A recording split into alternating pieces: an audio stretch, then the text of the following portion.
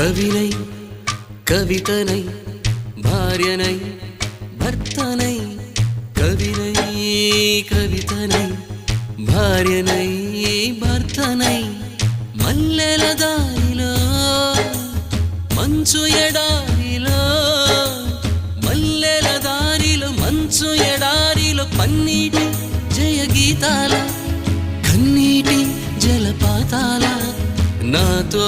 నేను అనుగమిస్తూ నాతో నేనే రమిస్తూ